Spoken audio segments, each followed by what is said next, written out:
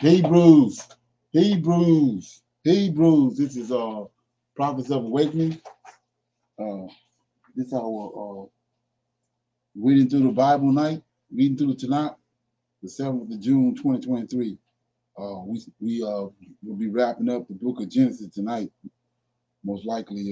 So with that being said, we're gonna let everybody know that you can go to our YouTube channel, the Prophets of Awakening, and check out our videos.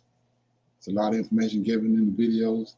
The videos will connect dots for you, and it'll lead you into the truth of the Holy Scriptures. If you like what you're hearing and receiving on the channel, I'm asking you to like or share and subscribe to the channel.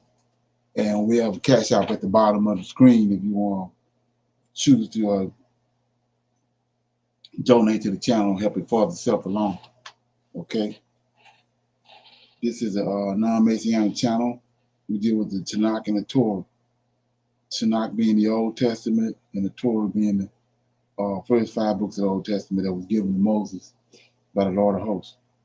Shalom and welcome to Prophets of Awakening, and welcome to our reading through the Tanakh night.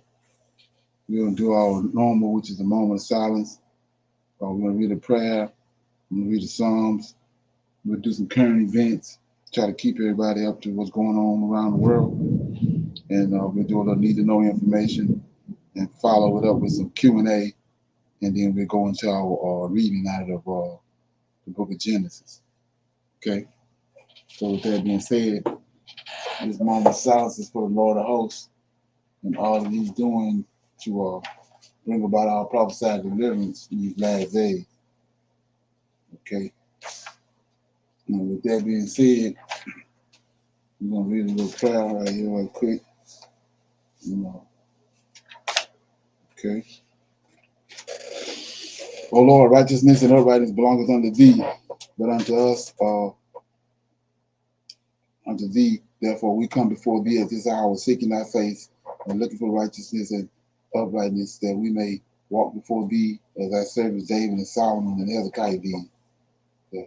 For we desire to walk after thee, O Lord, and to keep your commandments and your testimony and your statutes with all our heart and soul, to perform the words of the covenant that was written down by your prophets.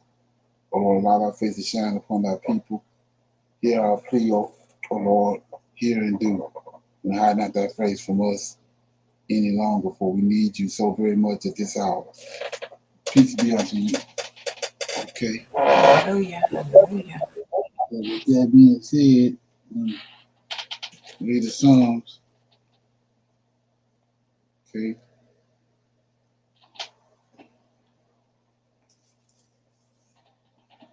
Okay, I'm gonna read Psalm 75. This is a warning to the wicked. It's a psalm of Asaph, or David's chief musician. Unto thee, O God, do we give thanks. Unto thee do we give thanks, for that thy name is near, thy wondrous works are declared. When I shall receive the congregation, I will judge uprightly. The earth and all the inhabitants thereof are dissolved. I bear up the pillars of it. Selah. I say it unto the fools, deal not foolishly, and unto the wicked, lift not up the horn. Lift not up the horn on high. Speak not with the stiff neck, for promotion cometh neither from the east, nor from the west, nor from the south. But God is the judge. He putteth down one, setteth up another. For in the hand of the Lord there is a cup, and the wine is red, and it's full of mixture. And he poured out of the same, but the dregs thereof, all the wicked of the earth shall wring them out and drink them. But I will declare forever, I will sing praises to the God of Jacob. All the horns of the wicked also will I cut off, but the horns of the righteous shall be exalted. So that was Psalm 75, the warning to the wicked. Any comments on that? Okay, so with that being said, we're going to do some current events.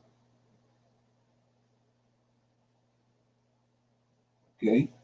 It's Jimmy here. We got several major things going on here today that you gotta see. We'll start with this one here. Take a look here. The Canadian wildfires are starting to affect a large portion of the United States and are having air quality alerts. Take a look here. Air quality alerts from Minneapolis all the way east to New York City, all the way down to the Carolinas tonight, in fact. Toxic smoke from the Canadian wildfires now threatening the health of some 80 million Americans. This image right here, the New York City skyline, this was earlier today, obscured by the haze. And we're told that haze could be even worse come tomorrow. Here's ABC's Trevor Ault tonight. Tonight, wildfire smoke seeping across the border from Canada, threatening the health of 80 million Americans. To the haze, that's coming downstream. The thickest haze and smoke is actually during the evening hours, so the air quality is only going down. More than 400 active wildfires are burning across Canada, half of them still out of control. The giant plumes of smoke rendering New York City skyline practically invisible. Further north in Syracuse and Rochester, New York, the air quality is even worse. It smelled like, our neighbors might be having a campfire, and it's just sort of an eerie feeling. Medical professionals warning the poor air quality is already impacting people. The immediate health risks are worsening of asthma and worsening of allergy symptoms. It can happen immediately in exposure to this type of air quality. Can you recall a situation like this in? Quality means that we are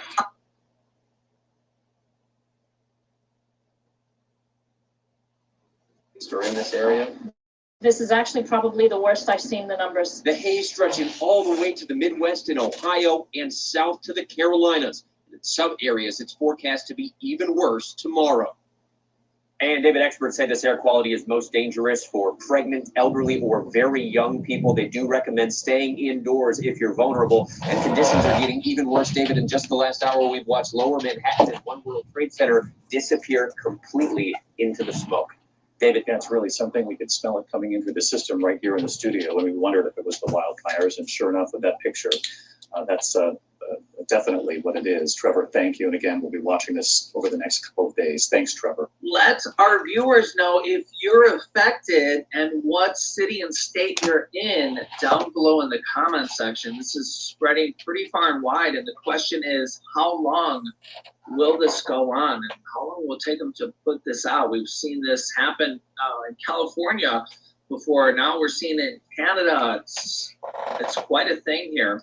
We're also seeing a major issue with a dam that has been attacked in Ukraine, and it's kind of a he said, she said issue here. Russia blaming Ukraine, Ukraine blaming Russia. It's in Ukraine. So just as a realistic point of view, you would have to say, why would Ukraine go and burst their own dam, with the water? And it's a massive thing here. Take a look at this footage and with some new intel here, and let me know your thoughts on this. NBC News Pentagon correspondent Courtney Kubi has been working sources. Courtney, people were saying that it was leaning towards an indication that Russia was responsible. What have you found out? Yeah, that's exactly it, Andrea. So the U.S. intelligence is leaning towards, or they have information that's pointing towards Russia being behind this attack on the dam. And according to U.S. officials, we expect that the U.S. is trying to declassify some of that information so they can make it public and show some of the information that they have that would point to Russia being behind this. And, Andrew, we've been talking about it all day today here on MSNBC and on NBC News about just the significance of this attack. You can see there the water flowing through that dam. Well, it's not only going to present a potentially tremendous humanitarian challenge to Ukraine, but there's also a real danger to it. So the reservoir for this dam, the water from there was used to cool the 6 Soviet-era reactors at the Zaporizhzhia nuclear power plant nearby. Now, as you well know, Andrea, if those reactors are to overheat, it could cause a meltdown, and it could cause a humanitarian problem for miles and miles around that area. So in addition to just what we're seeing there, just the flow of water and the potentially tens of thousands of people who may be in that path there, there is a real danger to that nuclear power plant nearby. No, exactly right. Molly Hunter was reporting earlier that right now the reactors are down. So the energy chief she spoke to said that there's no immediate danger, but that can't last for long. And of course, the loss of power and clean water is another huge problem. Thank you so much, Courtney Kubi. Now, here's the interesting thing, because I remember reporting this, and I remember telling you guys this. You'll remember this too if you watch my show here, is that a few weeks ago, and in fact, actually a month ago at this point, Russia evacuated all the cities in the around that nuclear power plant. Take a look here. I'll show you one of the articles here. This is because Russia controls that nuclear power plant here. So you can see here, mad panic sparked as Russia evacuates city near nuclear power plant ahead of expected Ukraine offensive. This is back from May 7th, so literally a month to the day. And in fact, they evacuated about 18 different cities and areas around that power plant. And we were wondering, why was this happening? And, well, imagine that. A month later, a mysterious attack on the dam happened and flooded this massive dam that cools the reactors to there. So now there's a cataclysmic event that happened in a month. So why do you think now they evacuated those cities and now there's a cataclysmic event? Coincidence? I personally think not. You can let me know your thoughts here in the comments, but it's just too much of a coincidence. Yeah, and we know that for pretty much a year now, Russia has been toying with the nuclear reactors, especially this one, the Zaporizhia nuclear reactor, which is the largest of its kind in the world. I think in the world, but definitely in Europe for sure. It's a massive one. Almost kind of just waiting for a Chernobyl type problem to happen. So this is definitely a problem, and it's like Russia doesn't care. They just kind of are waiting for a disaster like this to happen in Ukraine. And the problem is that it's kind of close to Russia, and if there is a nuclear fallout type of incidents, it could literally drift over into Russia. Yeah, so you guys can let me know your thoughts on this, but was this planned ahead of time with Russia having evacuated the cities nearby it 30 days ago? Yeah, so literally you can't make this stuff up. And if you just look at the timeline of how Russia has kind of planned this out, and you got to kind of think, why would Ukraine burst their own dam, which could cause thousands of deaths? I mean, if you've seen how much water came out of that, I mean, it's inescapable. If you know the power of water, I mean, it literally looks like the ocean is coming into the cities. I mean, okay. Any comments on that? Shalom, everyone. Yeah, I was watching a little video on that today, and they were saying that the smoke almost looks like where it's making the city look orange. You know, yeah, I was watching that today. Is that something? They were saying it was difficult to like breathe and things like that. Yeah, it had a bad odor to it. Right. Kind of got 9/11 twist to it, don't it? Right. And that's all. Shalom. I saw that too. Miss Michelle, I saw that as well. And they even mentioned that just going out there and being out there just for a little bit is like the equivalent of smoking 6 cigarettes.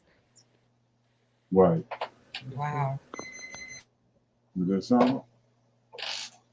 Yes, sir. Anybody else? Okay. Got another one right here. Mexico breaking free from the shackles of Western dominance? In a jaw-dropping twist, Mexico has made a groundbreaking decision that will send shockwaves across the globe. Brace yourself as we reveal the unprecedented move of Mexico officially joining the BRICS alliance at the BRICS Summit 2023. Get ready to dive deep into the implications of this historic decision, from national security to economic transformations. Buckle up for a riveting journey as we uncover Mexico's path to redefining the global order. Welcome to a new era of international relations. This is a video you can't afford to miss. In a surprising turn of events, Mexico has made a groundbreaking decision to join the BRICS nations: Brazil, Russia, India, China, and South Africa. This decision, announced at the BRICS Summit 2023, has sparked a wave of discussions and speculations about its implications for Mexico's national security, economic prospects, and its relationship with the United States. Mexico's potential admission to the BRICS alliance holds significant implications for the country's national security. As highlighted in an article by StrikeSource, joining BRICS could potentially provide Mexico with greater leverage in dealing with domestic security challenges. The alliance's members have vast experience in combating various forms of threats, including terrorism and cyber warfare. Collaborating with these nations would enable Mexico to tap into their expertise and exchange valuable intelligence, thereby strengthening its security apparatus. Moreover, Mexico's entry into BRICS also raises questions about the future of the alliance itself. As discussed in the article by Eurasian Media Network, Mexico's inclusion could signify the alliance's expansion beyond its original framework. This move demonstrates the growing global influence of BRICS and their willingness to embrace new members. Additionally, the article highlights the possibility of Mexico adapting the BRICS currency, which could lead to a further diversification of the international monetary system. The decision to join BRICS comes at a time when tensions between Mexico and the United States have been escalating. As reported by the Mexican Daily Post, Mexico's interest in BRICS is partly driven by growing strains in its relationship with the United States. Joining BRICS could potentially provide Mexico with an alternative economic and political platform, reducing its dependence on the U.S. and offering new avenues for trade and cooperation with other member nations. From an economic perspective, Mexico's entry into BRICS could unlock new opportunities for the country. As discussed in a blog post by Digital Turbine, Mexico's economy is already positioned as a significant player beyond the BRICS nations. However, joining BRICS would further enhance its economic prospects and offer access to a larger market. The article emphasizes that Mexico's vast population, strategic geographical location, and abundant natural resources make it an attractive partner for the BRICS alliance. Okay.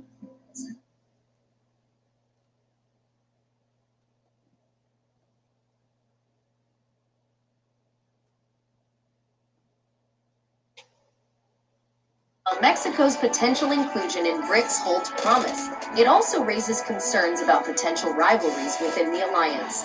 As explored in an article by the Wilson Center, BRICS member countries already face internal rivalries and differing agendas. Mexico's entry could potentially complicate these dynamics, as it would introduce another voice and perspective into the alliance. However, with effective diplomacy and cooperation, these challenges can be managed to ensure a cohesive and productive alliance. China, being a prominent member of BRICS, holds significant influence within the alliance. An article in the Mexican Law Review highlights China's role in the BRICS project and the potential benefits that Mexico could derive from aligning itself with China's economic prowess. China's Belt and Road Initiative, BRI, and its increasing investment in Mexico present opportunities for economic cooperation and infrastructure development. The potential accession of Mexico to BRICS has drawn the attention of other countries as well. As reported by Prensa Latina, several nations have expressed their interest in joining BRICS, seeing it as a viable alternative to traditional global powers. Mexico's decision to join could set a precedent and potentially pave the way for other nations to follow suit, further strengthening the alliance's influence on the world stage. The implications of Mexico joining BRICS are not confined to economic and security matters alone. The decision holds geopolitical significance as it challenges the existing global order dominated by Western powers. An article on Deutsche Welle explores how BRICS offers an alternative to the Western world and presents a new world order with a multipolar outlook. Mexico's inclusion in BRICS adds to the diversity and representation within the alliance, reinforcing the notion of a more inclusive and balanced international system. Okay. Anybody got any comments on that? Shalom. Yeah. I notice a lot of time when they're talking about change, they mention New World Order. You know, Trump was mentioning that during his campaign, and we saw after that everything was like a New World Order, like they're changing things. Right. Anybody else got any comments on that? Well, the thing that baffles me about it is, look at what's going on with the invasion of the Mexicans here in America, the immigrants. But you know, and like I was saying, in particular, you got this black guy, in Chicago going up against the citizens, the black Americans in Chicago going against them, fighting for these Mexicans. Then you got the mayor of New York going all out their way to help these Mexicans. But look what they're doing. They joining BRICS. You got all these people bum rushing America, so you have no respect for America. You join BRICS. Let that sink in. And that's what I mean about all these you Negroes always jumping up, you know, supposed to be our leaders, but they don't have the mindset or have the African American or our plight or none of that in consideration. So that tells me that you didn't come up. You know, you didn't come up. You haven't dealt with the Black America's way of life. None of that for you to get to the point where you're at now, and you are a lot trying to defend a whole nother segment of American people going against your own people. But we hold them in high esteem as leaders, or even as educated people. Like I said, look at that. Look at the invasion of these Mexicans here in America, but they just joined BRICS.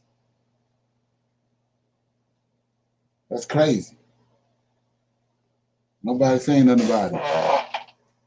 You know what I'm saying? So to me, it sounds like they didn't make some kind of pact with the Chinese, and the Chinese got them invading America like that.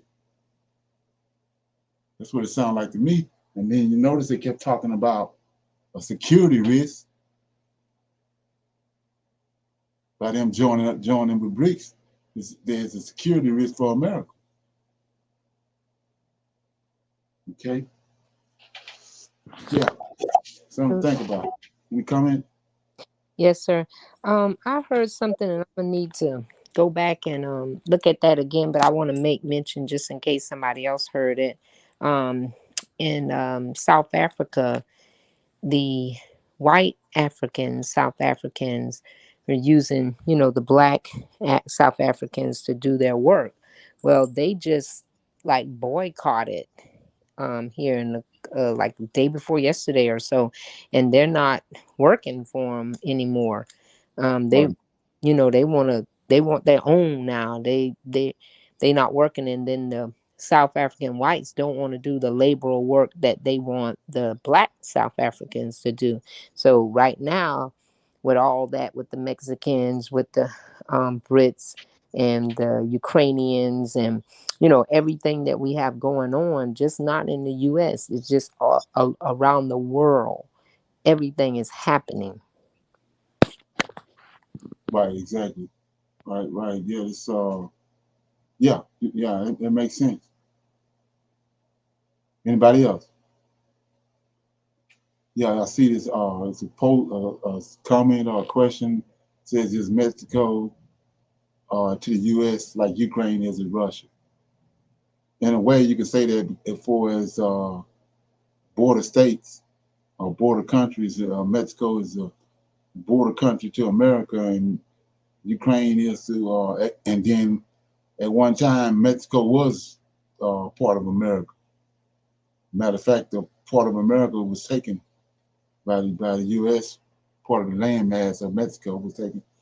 So yeah, and then same with Ukraine. Ukraine at one time was part of Russia. So you can look at it in the same way. But this the thing I'm saying about Esau. You know, these are the kind of things that he knows about that, you know, we as people, we pay no attention to.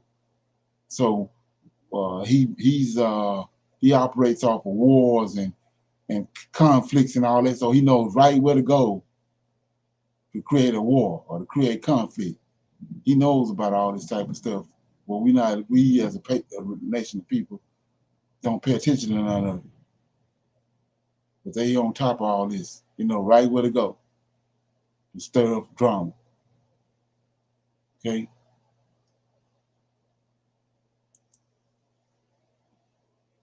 Okay. So with that being said, I've got some need to know information right here. I think it's pretty good information. So let me write it down. Let me play it. Okay. If like some of this maybe isn't quite what we think and isn't going to be as big a problem, and we're potentially using the military-industrial complex. So the question is China taking over? To gear up for a war to create an enemy for this country? I'm going to answer your question with a question. Would you bet your livelihood on that? Look at all the different angles that China has on us. With our power grid, the fentanyl crisis, the supply chain, COVID, they're buying our farmland. Look at all these weird things that keep happening all over the country, all these food plants that are blown up, chemical spills, water sanitation issues, you know, even our power grid. You want to talk about the power grid? I mean, just interviewed the hacker. I know what these guys are capable of because I've seen this shit working for the agency. You know, the spy balloon that came over. I made a big stink about that. All the people who don't know shit about espionage and cyber warfare and all this stuff, and I don't even know much about it. I just know some of the capabilities that are out there. When that spy balloon flew over, what was it? Everybody's like, oh, who gives a shit? You could get this information on Google Earth. That's just that's a face. Yeah, can you explain why that's a face palm? Because they're not looking at Google Earth.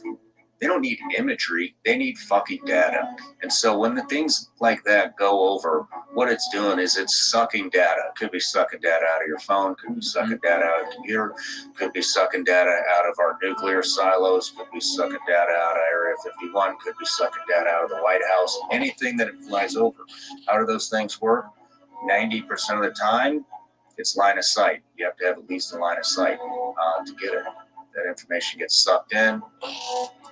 China's claiming that they can communicate through quantum entanglement, which I won't get into because I'm not a quantum physics guy. But yeah, so they suck up the data and then it gets transmitted to China, you know, and everybody thought I was full of shit. Oh, this guy's fucking crazy, he's a quack, whatever. Well, then what, a month later, it comes out all over media, which I hate media, but that's how you validate it, because that's what people still believe is telling the truth. A month later, the media is pushing out the exact same fucking information that I warned everybody about with these damn things. You know, and power in power grid, you know, we want the green energy, right? Everybody's not everybody, but we have this narrative. We need to move towards green energy. Fossil fuels are horrible. They're going to fucking kill us all, and the planet's going to go to shit. That's great. Cool. I'm all for green energy. Let's go. Let's make green energy happen. Let's do it the right way. Whatever. And they claim we're going to get energy independent. I'm trying to weed through some of the narratives. This is great. Keep sidetracked. Yeah. That's great. But we're not going to be fucking energy independent. You know why we're not going to be energy independent? Because we're going to import all of the materials that it takes to move to green energy from fucking China. What do you think they're going to put in our power grid? Power grid? Power grid. They're going to put these firmwares and things in there, and they can control the power grid. Just have you seen the documentary Power Up, Grid Down? No, but I love what you're talking about. Watch that. Check that out. Watch that.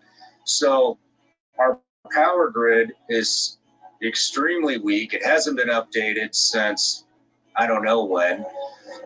It's failing all over the place. We saw what green energy did in Texas, right?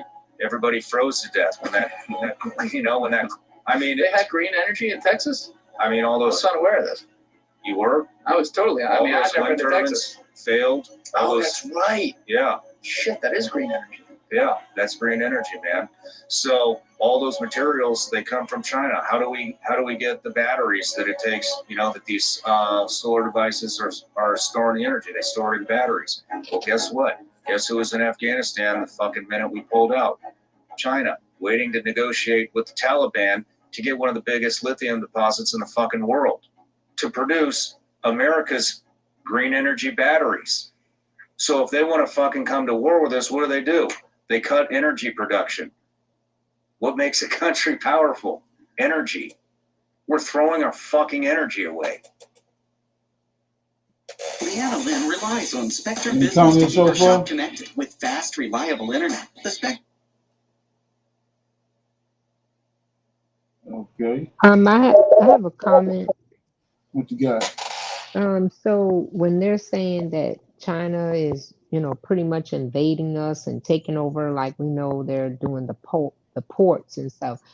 So how does that relate to them helping us? We getting everything that we need. We getting it from China, Mm-hmm. right? So I mean, he's saying it's making no sense. Anything you say that you're trying to accomplish, Mm-hmm. the materials and the supplies that you need to accomplish it is being manufactured in China. They got to ship it to you. Mm-hmm. So that's crazy. I mean, that's what I'm saying about when you go back and forth from a historical perspective and look at all the other empires that failed. All these are signs that this place is going to go to the dog, and everybody acting as if it ain't. There's nothing that's going right. Everything is not making no sense. Like for instance, I say, look at these Mexicans. They're all over the place. But at the same time, you negotiating a deal to the point where now all of a sudden you can jump in with bricks. A whole nother system, the people that's trying to undermine America. Your people over here has invaded one country, and you side with a country that's going against them. That's crazy, and America allowing it to happen. So it goes back to what I was saying. They're not at odds with each other. Well, most people don't know it, but supposedly it's a hidden hand, which is like I said, like the Bible says, it's Esau. If Jacob ain't ruling, Esau ruling. And who have all the money in the world? Esau. The Rothschilds and all them, they got all the money. The bankers, it goes back to Knights Templar and all that when they started the banking system. And the Rothschilds over in England when they started lending out money and using what they call mercenary soldiers, causing all these conflicts, and then they'll come in and fund both sides with military equipment and with soldiers, mercenary soldiers. And they're still doing the same thing to this day. So they make it look as if it's like with Ukraine and all that. That's the same people. The head that's controlling all that is one people. It's not two different conflicts or two different entities that are at odds with each other. It's a head that's over that that's bringing all that about. They're taking the world into a certain direction they wanted to go in. And they already set the template. They told us that by the year 2040, 2030, that 90-some% of the world population gonna be in Africa. Well, we see what's going on. Exactly what's gonna happen. They're leading everybody in that direction. This place ain't gonna be here. They doing this, like I said, they're doing a slow demo job on it. You can see it going. There's no way it's going to survive everything that's happening to it. And like I said before, from a biblical perspective, when the story of Balthazar, when one night he took all of the vessels, the dishes out of that Nebuchadnezzar had got out of the temple, and gave a feast. And so that night, during the night and that next morning, the Persians came in and upended Babylon. So you think the Babylonians didn't know about the Medes and Persians? You think they just came out of nowhere overnight? No, they've been hearing, just like we're looking at China taking over. It's not going to be no surprise when finally one day they're going to take over. It's the same thing with the Medes and Persians. They already knew Cyrus and this what Cyrus was doing, and what Cyrus was conquering all these countries, heading their way. So it's like I said, it's like the population that allowed themselves to be dumbed down and not paying attention to simple things. It's obvious what's going to happen. Yeah, so we'll let a little more of this play. Thank you. Okay. Things right there. So what do you want to dig into? I want to dig into China because everything you say right there not only has a lot of truth to it, it could be completely true, and it's all problematic for, say, like over the next 5 to 10 years, like where we're at 5 to 10 years from now, looking at race in the world, so to speak, like between countries. The thing about China that confuses me is like, I had been turned on to looking into this maybe, I think when I was in college. I've been looking at China for a long time, very concerned. And it felt like for a long time, no one would talk about it. It even felt like for a time in the media, like you couldn't talk about it, which is very weird to me, very strange. And then out of nowhere, last, I want to say like June, something like that, one of the like kind of DC-ish policy institutes started putting out reports, like scathing reports about China. Then news dropped about the FBI dropping scathing reports about China. Then the media started talking all about China. And I put my hands up, I'm like, wait a minute. This is happening really, really fast. And I'm here for it, because like, all the things you just laid out about China, all problematic. Let's also consider the fact they're run by a tyrannical sociopath, right? Let's also look at the fact that they have had the CCP, the Communist Party of China, in power now effectively since World War II, right? So they haven't been around for 5 minutes. They have therefore developed staying power in this country, albeit with only 6.9% of the country a member of the party. And let's say, to be conservative about it, 20% of the country is sympathetic to it, meaning 80% of the country doesn't even like this, and yet it's still in power, which is scary to me. You also have, for the moment, an enormous population. I say for the moment because, ironically, the same country that was having the one-child policy 20 years ago is now having, like, people aren't having kids problem, which is interesting. But right now, 1.4, 1.5 billion people, whatever it is. And it makes all the sense in the world, especially when you've looked at the quote-unquote, like, war footing patterns you've seen over the past probably 3-4 years specifically, that it's like gearing up this US-China thing. My only question there is not like, yo, is Xi Jinping evil? We know that. It's not like, yo, are they stealing our data? Evil. Yeah, we know that. It's not like, oh, are they taking advantage of other countries around the world financially? Yeah, we know that. They're doing all this stuff. That's real. But whenever I see something get pushed that hard, that quickly on a dime, I start to wonder if maybe it's not, maybe they're a little more fucked than I think. Maybe a guy like Peter Zeihan has some points. Have you heard this guy talk at all? Yeah. He's very interesting. Now, he's one of these dudes who's like, in my opinion, just from what I can see, I don't know, so brilliant that like he's like 12 steps ahead on everything. And he also comments on fucking everything. So he's got to be wrong about some stuff. Like, it's not possible to be right about everything. But he is so hardcore, like, oh, China's fucked, which I don't think that. But when I hear that at the same time, you know, this guy who's operating as his own geopolitical whatever online, and then at the same time, the whole power of the media is going behind this whole China thing, I start to wonder if it's not quite what we think, if like they really are behind, and if they are in the end days of the CCP, which would be, I think, great for the world if the people there rose up and took out that government and replaced it with something more free. Do you ever wonder if like some of this maybe isn't quite what we think and isn't going to be as big a problem, and we're potentially using the military industrial complex to gear up for a war to create an enemy for this country? The right mattress makes Okay. Any comments on that?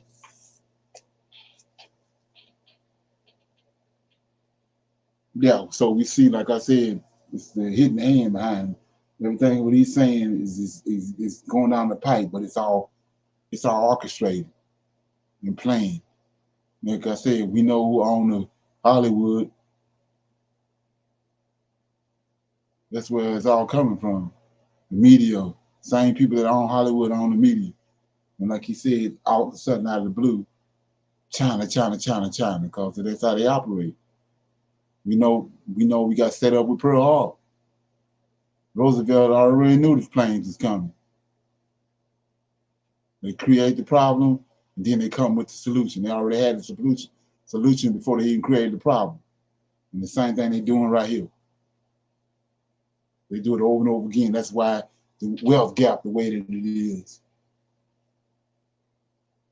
It's nothing new under the sun. Okay, so anyway, with that, those comments, I'm gonna open it up for some Q&A questions, comments. Anybody got any questions, comments about anything they came across or they heard on Prophets of Awakening, or anything they heard me say? Shalom. Okay. It's not direct but indirect, but you've been, saying it in so many words about the smoke screen that's happening. So they say the first U.S. military pilot has come forth about the UFO investigations and stuff. So it's like people are so afraid and they're telling things that they wouldn't have told 10 to 15 years ago. And so now, they're waking up to those that are not Israelites, but they're waking up to know that, again, these things, if they don't say it, somebody else is going to say it because it's coming out. Everything is coming out. All the trickery and deceit and lies and stuff. We had the balloon that they shot down, the Americans shot down a Chinese balloon, and then they had them in the waters here recently, trying to cut off the U.S., for coming close to their waters. So it's been a constant thing where the media has been showing, like you say, in so many words, this distraction for you to have numerous amount of things to focus on without focusing on the reality of the real thing to focus on, which is your soul salvation, your spirit man, the Most High, the Lord of Hosts, those things. But they're still letting the media, put all this stuff out. And one of the things I'm going to mention, but you haven't, talked about it, I don't think. When you talked about somewhat of it, the Rothschilds, so there's like 6 of them. I don't know all of them, but I know that the Bush is a part of that family too, with the elites, those 6 elites. So I was back when President Barack Obama was appointed president. Was kind of trying to look back at the history of him because, in a sense, he came from nowhere, out of nowhere. And so if you look back on that, his grandmother was affiliated with the mafia. And so it was like President Obama was pre-selected for that position. And in his pre-selection, You know, they all have that scroll where they can do this and do that and do all this. So that's why they say, like, in the first 100 years, first 100 days, what is it that you're going to accomplish in the first 100 days? So that's all the time they have is something they want, you know, to try and do. But everything else is script. Everything else they have to do, you know, according to what they have up there in the White House to be done. I just want to add that. Yes, sir. Right. So we go back into Esau, right? The creator, in the beginnings, the man carried the seed. The man carried the seed, then he created the woman to help him bring forth. So the man carried the seed. So you follow a man's house, follow a household or a lineage through the males. Esau don't do that. Esau follow his he follow his lineage, and you have to understand that. And then once you understand it, you start to see what's going on. So they follow their lineage through the female, right? So why do they follow their lineage through the female?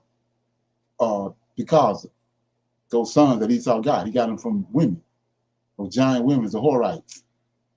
He married those giant women. He wanted mighty men from that descended from these. When they start talking about royal lineages, they talking about those 200 angels that slept with got women. You know, each one of them has a house.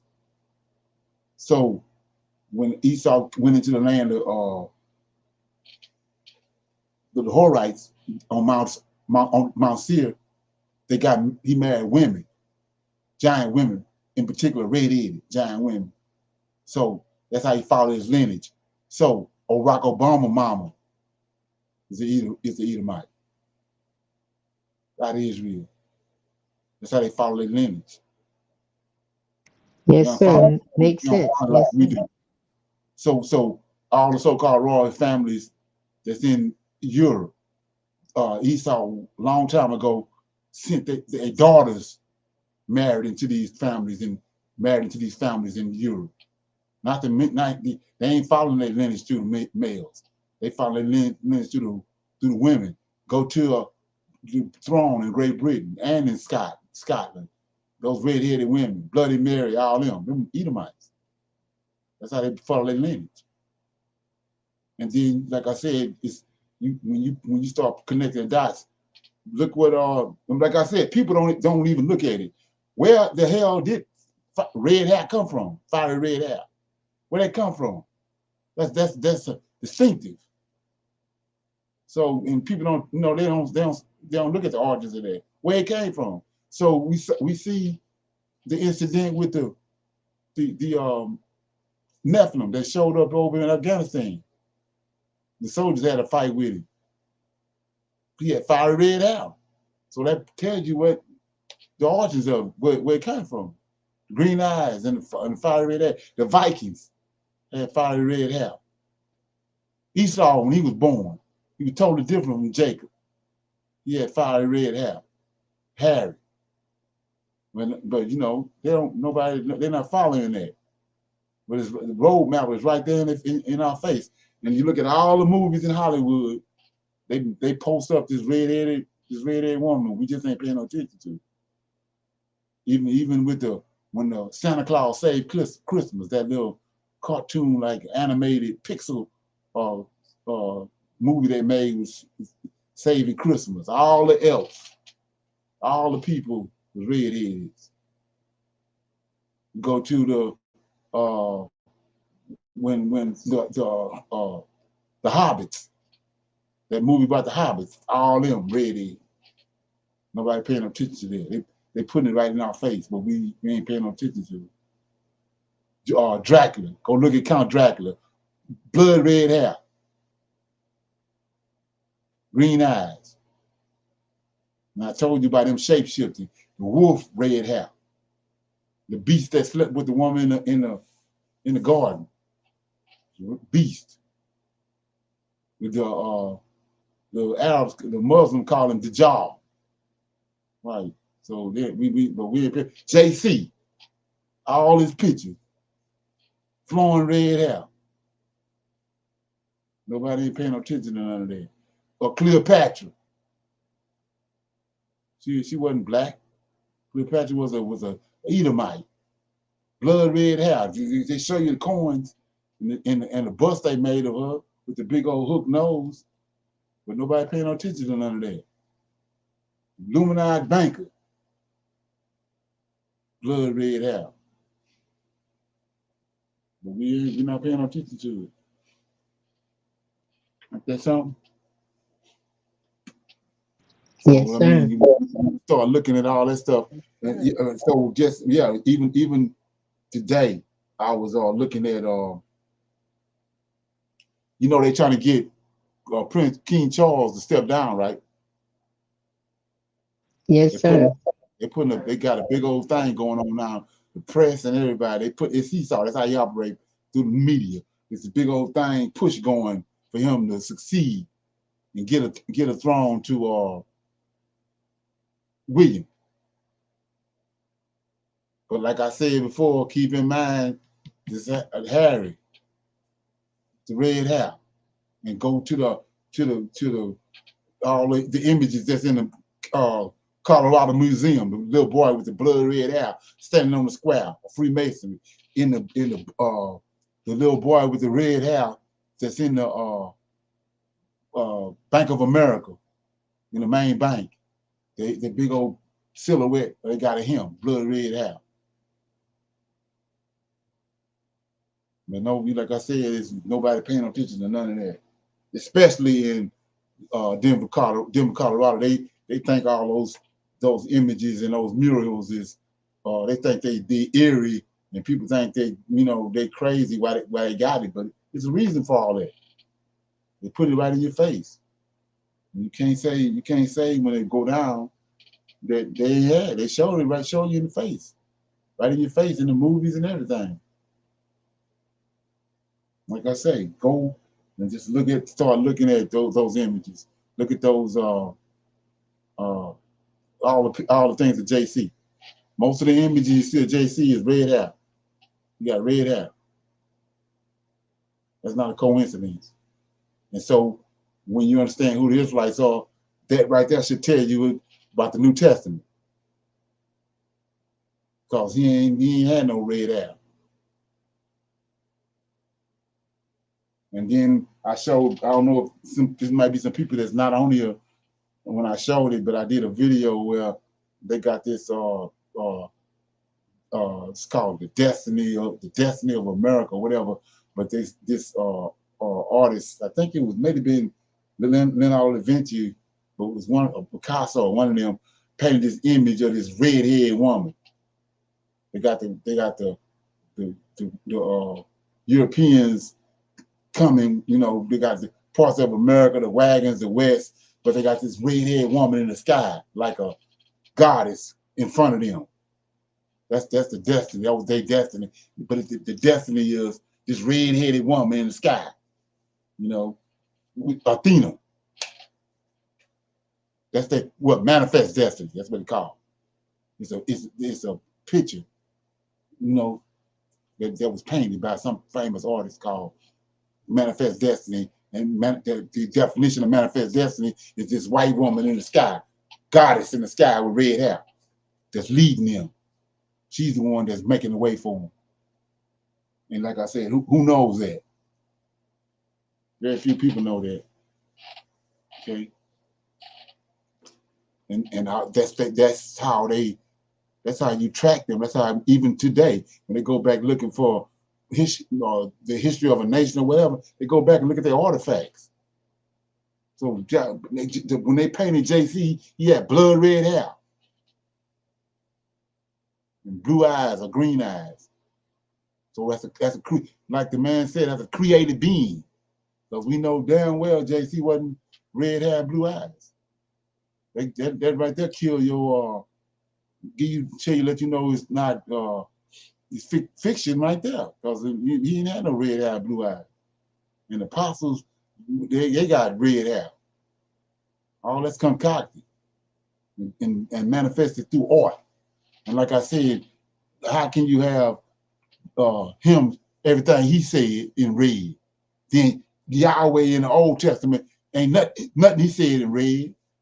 Well, damn, if you got what he said in red, why you ain't got what Yahweh said in the Old Testament in blue or green or something? How you got the sun, what the sun say in red, and you got Negroes killing each other behind what he said, but you don't have what Yahweh said.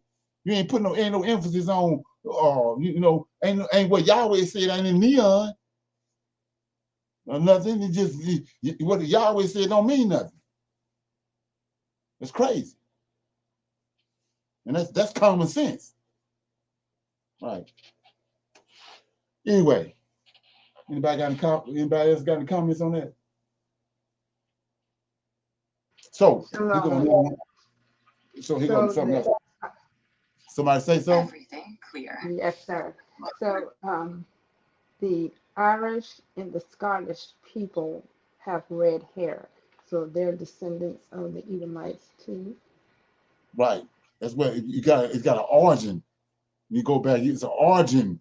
That's my point. The DNA is an origin where this red hair come from. And we was watching the movie where when the fallen angels came down, and then the Canaanites came from them.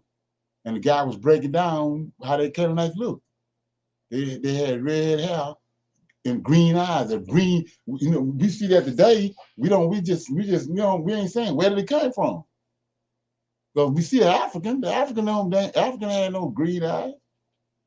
If you seen an African with nappy hair and dark skin with blue eyes or whatever, it's a mutation that happened. Something happened, so you have to ask yourself, where did they come from? Because we know the original people wasn't like that. So then it's traced back to fallen angels when they mixed with them. That's where that came from. Just like when they tell you that he cursed Cain. They want you to make you think it's some kind of mark or tattoo or something, or some kind of plug they put in his ear. Hell no, he took the melanin from him. And when you take the melanin, you leave you white. And we see the Most High doing it all through the scriptures. When somebody ain't right, he take the melanin from them. Some of them, like with Miriam, he returned the skin back to them. But with Gehazi and Cain, and we know Cain killed Abel, but these fallen angels came from heaven. And they crossed they left their estate and came here. He damn sure gonna curse them. And that's what they tell you how they look. When they came across these fallen angels, they was white because he had cursed them, just like he cursed Cain. The melanin is a gift that he gave the man. And so when he ain't doing right, he take that melanin from them. That's what leave him that's wretched. Let's read it. Well, don't take my word for it. Let's read it. So it says in like I said, you can let it roll off like water on duck back. It's all good. It's all good with me. So I'm in Numbers. Right? Chapter 12. Okay, this is what happened to Miriam. Same thing happened to Miriam, happened to Cain. So it says, it's just that Moses was standing there with Miriam and pleaded her case. And the Most High hearkened to him and returned up the melanin, returned the pigmentation back to her. So Numbers chapter 12, verse 10, and the cloud departed from off the tabernacle and departed. And behold, Miriam became leprous, right? So what is leprous? White as snow. And look what Aaron said. And Aaron looked upon Miriam, and behold, she was leprous. And Aaron said unto Moses, Atlas, my Lord, I beseech thee, talking to the Lord of hosts, I beseech thee, lay not this sin upon her, wherein we have done foolishly, and wherein we have sinned. So the first time the Africans came across the Europeans, they started crying. They started crying. They said it was something wrong with them. Same thing right here. But that's not being told us.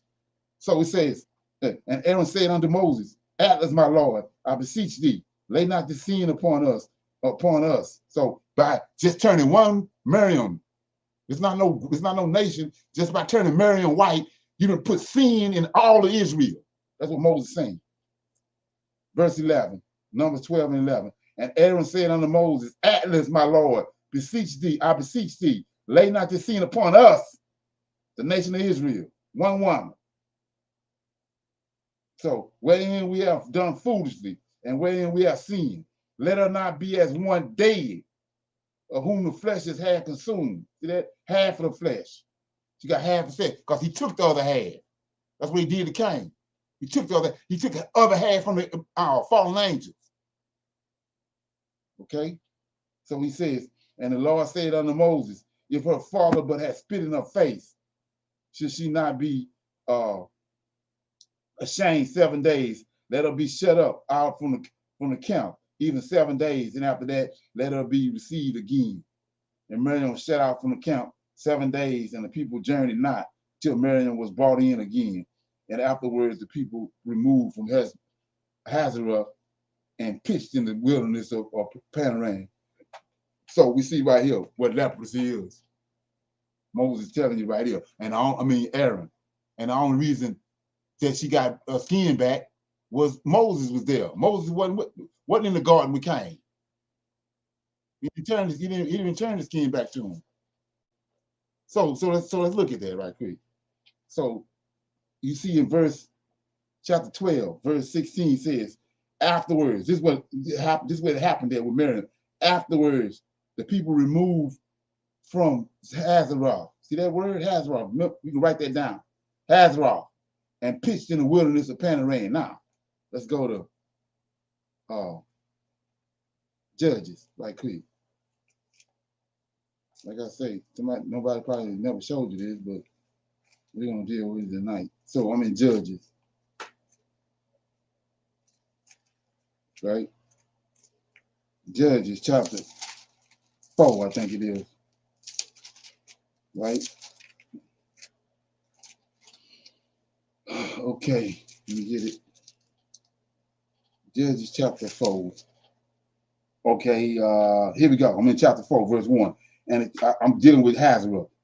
And the children of Israel again did evil in the sight of the Lord. It's the same place where he turned Miriam white. In the sight of the Lord, when Eli was dead, and the Lord sold them into the hands of Jabin, king of Canaan. That's a Canaanite. And they told you how they look, right?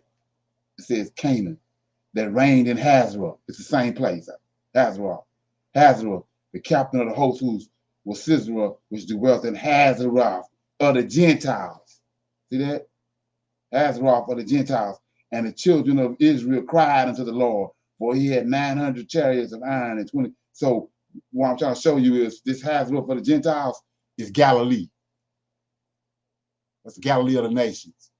When you go do your research, that's what Galilee is. Let that ferment. Okay. So anyway, in comments. So let me shine a light on this right quick. This is some like need to know information. I was telling you about the American Indian. This lie that's going around about America is Israel and all that. Check it out. Like I said, nobody follow the DNA. You don't need no geneticists around you. Look, all you gotta do is look. How the hell did Esau get raised hair? It just fell off in Rebecca's womb. There's only one way you get DNA, like different DNA. Somebody else had to be there. Cain. Why is Cain so wicked? Come on. So look at this. We believed we had all the answers 30 years ago. There are now more questions than answers. According to recent research, some of the first humans in the Americas came from the north coast of China.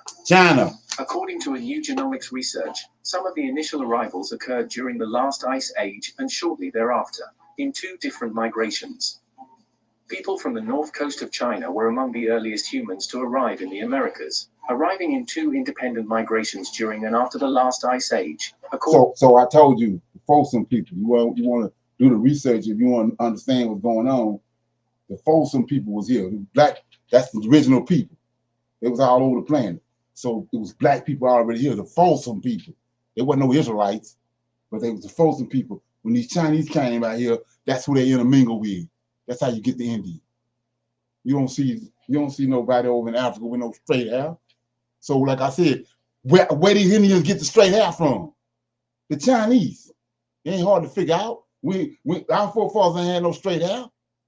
Where it come from? DNA don't just come up out the ground. Okay? Here we go. According to a new genomics research, explorers might have arrived in the New World by a terrestrial route through an ice-free corridor, although this was most likely not the initial migration. The Kelp Highway theory is the polar opposite of the old ice-free corridor route. The findings suggest that, in addition to the previously identified ancestral sources of Native Americans in Siberia, northern coastal China acted as a genetic reservoir that contributed to the gene pool. According to the researchers, the same lineage of individuals landed in Japan during the second migration, which might help explain parallels in prehistoric arrowheads and spears found in the Americas, China, and Japan. It was originally thought that ancient Siberians, who crossed the Bering Strait between contemporary Russia and Alaska, were the only progenitors of Native Americans. More recent study has indicated that more diversified Asian origins may be linked to an ancient lineage responsible for founding people across the Americas, including Bolivia, Brazil, Chile, Ecuador, Mexico, and California. This lineage, known as D4H, is present in mitochondrial DNA, which is only transmitted from mothers and is used to trace maternal origins. The scientists began a 10-year search for D4H, searching through 100,000 modern and 15,000 ancient DNA samples across Eurasia, finally identifying 216 contemporary and 39 ancient people that belong to the ancient lineage.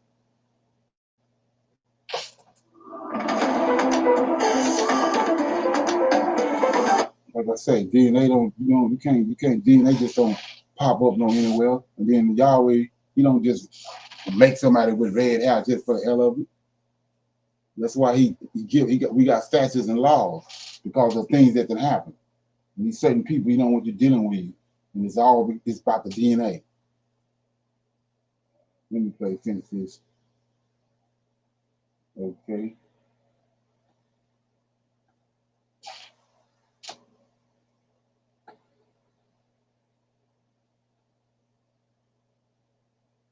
Okay.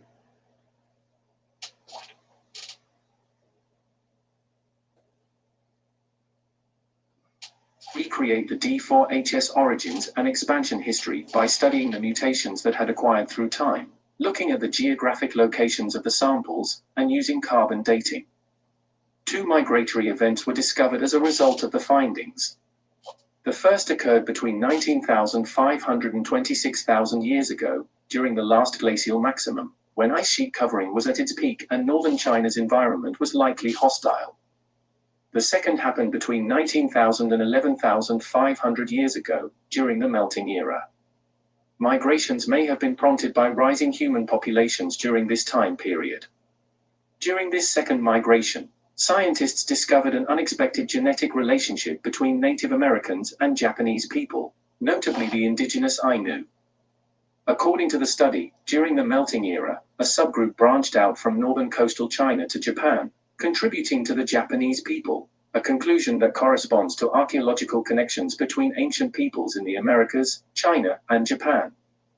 The study's strength was the quantity of samples recovered, plus corroborating evidence from Y chromosomal DNA indicating that Native American male ancestors resided in northern China at the same period as female relatives gave researchers confidence in their conclusions. However, scholars do not know where this expansion happened in northern coastal China or what precise causes prompted these migrations. To resolve these problems, further data, particularly ancient genes. So this is the thing, like I was saying before, you don't need no, you ain't gotta hire no geneticists or none of that. Do the Indian not look like Chinese? Did he mix with the Chinese? And then we know that Mansa Musa came into power and he received the Mali Empire because his predecessor before him left with 200 and some ships with African Americans. The Mali Empire was Hebrews. They're Hebrews, 200 ships. And so when you go back and you do the history, you had spotted in certain areas, like in Florida, certain areas you had black, so-called black Indians. They got here because of Mansa Musa, his predecessor. They came over here. Those 200 ships, none of them came back. It's like they said they disappeared. They came here. But the Indian and that mutation and him mixing with the Folsom people had already happened. It was thousands. That's why there's so many Indians everywhere, all over the United States, and they didn't look like like us. They had long black hair, red skin. Them ain't no Hebrews. And this place over here ain't no damn America, no Israel. It's the DNA. All you gotta do is look at it. You gotta where these people come from. They don't look like us. Okay, yeah. And then you got people, 75% of the so-called Hebrew Israelites bought into that. It's crazy. All you gotta do is look at it. Like I said, where the hell the white man came from? Well, there it is right there. It's Cain telling you what he did to Cain.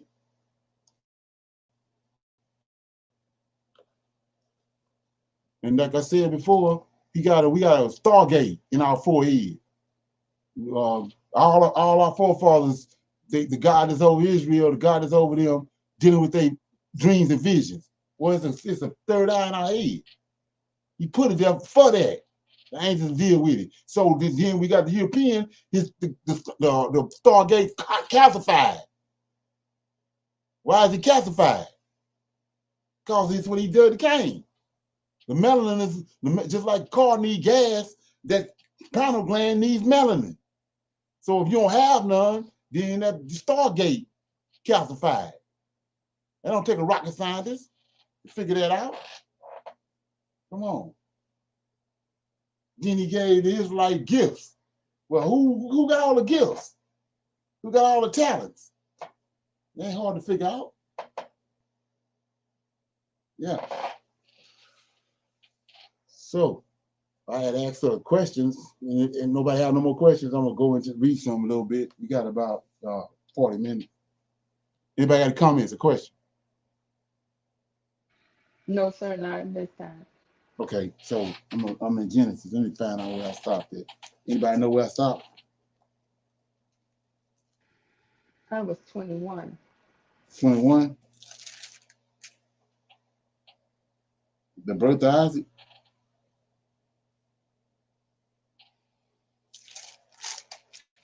Okay. Yeah, I started right here. Genesis chapter 21. It says, the Lord visited Sarah as he had said, and the Lord did unto Sarah as he had spoken. And Sarah conceived and bore Abraham a son in his old age at the set time which God had spoken to him.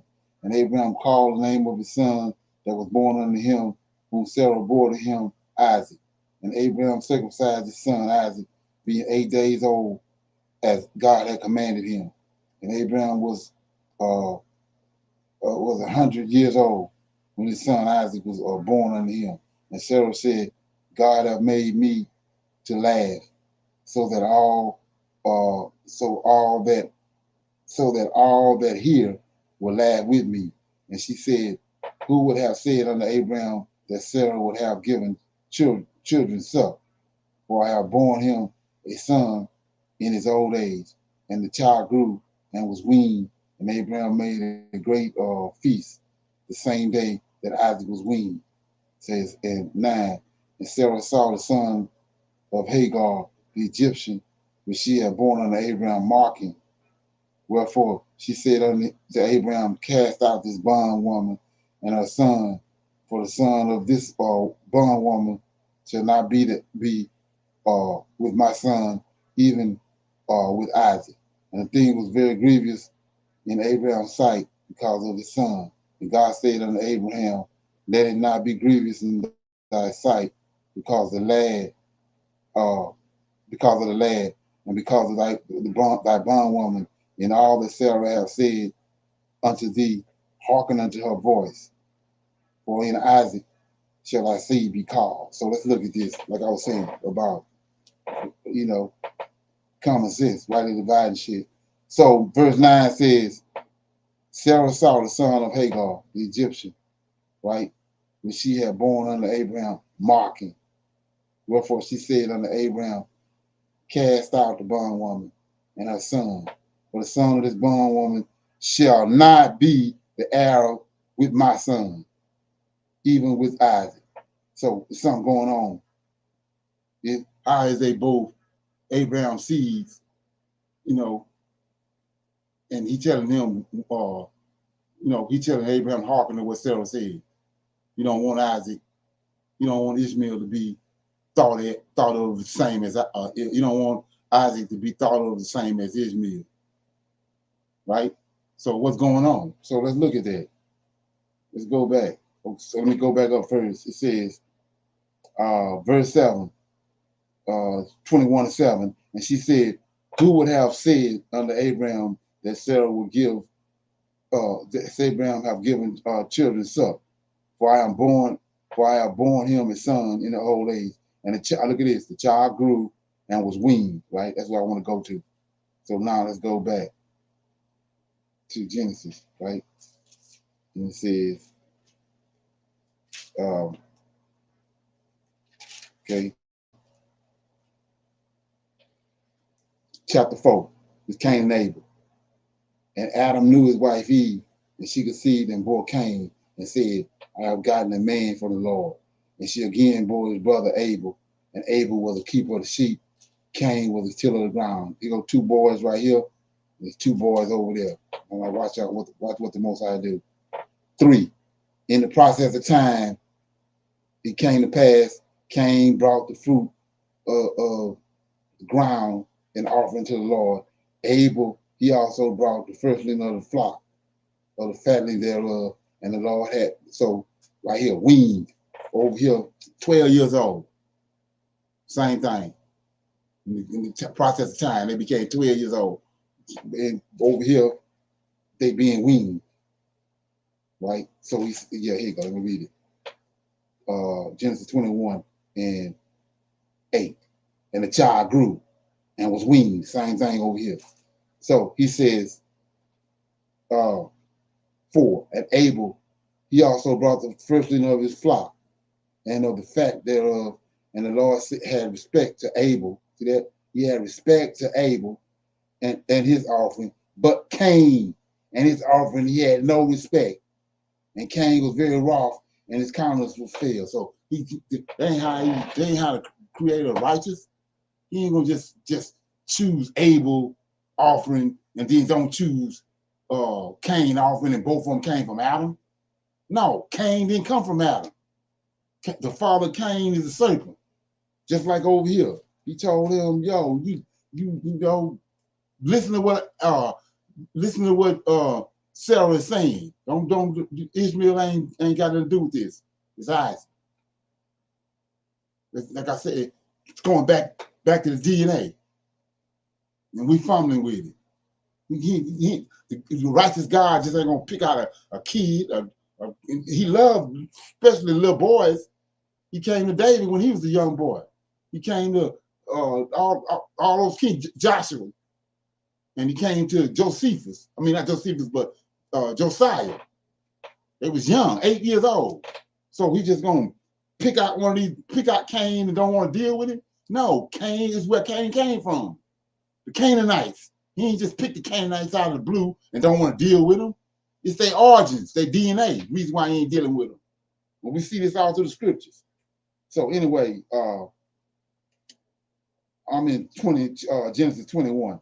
And Sarah saw the son of Hagar, the Egyptian, which she had born under Abraham, mocking. So why is he doing that? You know what I'm saying? 10. Wherefore she said unto Abraham, cast out this bondwoman and her son, for the son of this bondwoman shall not be heir with my son, even with Isaac. And the thing was very grievous in Abraham's sight because of his son. And God said unto Abram, see, he went along with Sarah. Now he just punished Adam. He said, because you hearkened to your wife. See what I'm saying? He punished Adam because Adam hearkened to his wife. But right here in verse 12, God said unto Abraham, let it not be grievous in thy sight because of the lad and because of thy bondwoman. In all that Sarah hath said unto thee, hearken unto her voice. See that? So he ain't just doing this for the hell of it. Right? It says to our voice, for in Isaac shall the seed be called. And also the son of the bondwoman will I make a nation, because he is thy seed, right? He thy seed, but who the mama is. He said, don't let your sons marry their daughters, and don't let your daughters marry their sons. But Sarah is Isaac's son. Okay, 14. And Abraham rose up early in the morning, took the bread and the bottle of water, and gave it unto Hagar, putting it on her shoulder, and the child, and sent her away. And she departed and wandered in the wilderness of Bathsheba. And the water was spent in the bottle. And she cast the child under one of the shrubs. And she went and set her down over against him a good ways off, as it were a bow shot. For she said, let me not see the death of the child. And she sat over against him and lifted up her voice and wept, right? And God heard the voice of the lad. And the angel of God called to Hagar out of heaven and said unto her, what ails thee, Hagar? Fear not, for God hath heard the voice of the lad where he is. So notice the play of words. It's another thing what we've been getting hookwinked at. 16 says, and she went and sat her down over against him a good ways off, as it were a bow shot. For she said, let me not see the death of my child. And she sat over against him and lifted up her voice. See that? Lifted up her voice and wept. Now let's see who heard her. Let's see who heard her weeping. 17. And God, they saying God. God heard the voice of the lad. Then look, and the angel of God, we know who that is, called to Hagar out of heaven, and Yahweh, and said unto her, what aileth thee, Hagar? Fear not, for God hath heard the voice of the lad wherein he is. So let's look at that. Let's write it divide. We're going to go to Daniel. Let's go to Daniel right quick and see who this is. Daniel, okay, says, okay, I'm in chapter 9. So I'm in chapter 9 and it says, this Daniel prayer. Same thing Hagar did when she cried out. So it says, in the first year of Darius, the son of Aharon, on the seas of the Medes and Persians, which was made king over the realm of the Chaldeans, in the first year of his reign, I, Daniel, understood by books the number of years wherefore the word of the Lord came unto Jeremiah the prophet, that he would accomplish 70 years in the desolation of Jerusalem. So 69 years. Daniel looking at the book, he sees it's close. So 4. So I prayed unto the Lord, my God. See that? The Lord, my God, and made my confessions and said, O Lord, the great and dreadful God, keeping covenant and mercy to them that love him and to them that keep his commandments.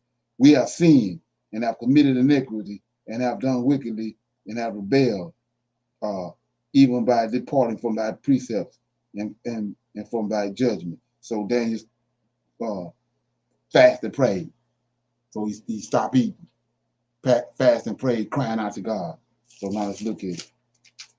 Same thing Hagar did. She started travailing, crying out to God. So let's look at it. It says 20. I'm in Daniel 9 and 20. While I was speaking and praying and confessing my sins, that's what he did. That's what he was doing in the first part of 9. And the sins of my people, Israel, and presenting my supplication before the Lord, my God, for the holy mountain of my God. Yea, while I was speaking in prayer, even the man Gabriel, whom I had seen in the vision at the beginning, being caused to fly swiftly, touched me about the time of the evening oblation. And he informed me and talked with me, and he said, "Oh, Daniel, I am not come forth to give thee skill and understanding." At the beginning of thy supplication, when he first started praying and crying out, the commandment came forth. I am come to show thee, for I have come to show thee, for thou art greatly beloved. Therefore, understand the matter and consider the vision. So just like when Hagar cried out, God didn't show up. It's an angel showed up right here. It's an angel showed up. Let's go to one more place. I'm in Exodus right quick. We go back to Genesis in a minute. So I'm in Exodus. And you got to look at the wording. I'm in Exodus chapter 3. Children of Israel crying out in Egypt. Chapter 3, verse 1. Now Moses kept the flock of Jethro, his father-in-law, the priest of Midian, and he led the flock to the backside of the desert and came to the mountain of God. See that? Mountain of God. Even on the Horeb. Yahweh ain't on no mountain. Okay? And the angel of the Lord, see that? That's who on the mountain. The angel of the Lord appeared unto him in the flame of fire out of the midst of the bush. And he looked, and behold, the bush burned with fire, and the bush was not consumed. And Moses said, I will not turn aside to see this great sight while the bush is not burned. And when the Lord saw that he turned aside to see, God called unto him out of the midst of the bush. And he said, Moses, Moses. And he said, Here I am. And he said, Draw nigh hither, pull off thy shoes from off thy feet, for the place wherein thou standest is holy ground. Moreover, he said, I am the God of thy fathers. See that? I am the God of thy fathers, the God of Abraham, the God of Isaac, and the God of Jacob. So it's an angel that came to Abraham, Isaac, and Jacob, not Yahweh. And Moses hid his face, for he was afraid to look upon God. So it's an angel there. Well, he's scared to look up. God, Yahweh ain't there. It's an angel there. So 7. And the Lord said, I have surely seen the affliction of my people which are in Egypt, and I have heard their cry by reason of their taskmasters, for I know their sorrow. Same thing with Hagar. He said, I heard Hagar. I heard you. He told Daniel, as soon as you start fasting and praying, I heard you. It ain't Yahweh. So like I said, you can fumble with it if you want. It's on you. So anyway, I'm back over here in chapter 21. Chapter 21, verse 14. And Abraham rose up early in the morning, took the bread and the bottle of water and gave it unto Hagar, putting it on her shoulders, and the child, and sent her away. And she departed and wandered into the wilderness of Bathsheba, and the water was spent in the bottle, and she cast the child under her scrub, and she went and sat her down over against him a good ways off, as were a bow shot. For she said, Let me not see the death of the child. And she sat over against him and lifted up her voice and wept. And God heard the voice of the lad. And the angel of God called to Hagar out of heaven and said unto her, What aileth thee, Hagar? Fear not, for God hath heard the voice of the lad wherein he is. Arise, lift up the lad and hold him in thy hands, for I will make him a great nation. And God opened her eyes, and she saw a well of water, and she went and filled the bottle with water and gave it into and gave the lad drink. And God was with the lad, and he grew and dwelt in the wilderness and became an archer. And he dwelt in the wilderness of Paran, and his mother took him a wife of the land of Egypt. So I want to shine a light on something right quick. So 19, God opened our eyes. Anybody have any idea what that means? I think we already talked about it. He opened our eyes. What that mean? Coming to the knowledge of the truth. It's another dimension, right? So watch this. I'm in Daniel. Okay? And look at this. So it says, chapter 10. Daniel, right? So it says, chapter 10, let me get it. Daniel says, and Daniel chapter 10, this is when he saw the Lord of hosts. In the 4th and 20th day of the first month, as I was by the side of the great river Hiddekel, then I lifted up my eyes, same thing. He lifted up my eyes and looked, and behold, a certain man in linen, who was girded about with fine gold and upas, and the body also was like beryl. So he opened his eyes, to just dealing with the pineal gland. These angels in another dimension, right? So you say, what are you talking about? Let me get it. Same thing with the mist in the midst of the garden.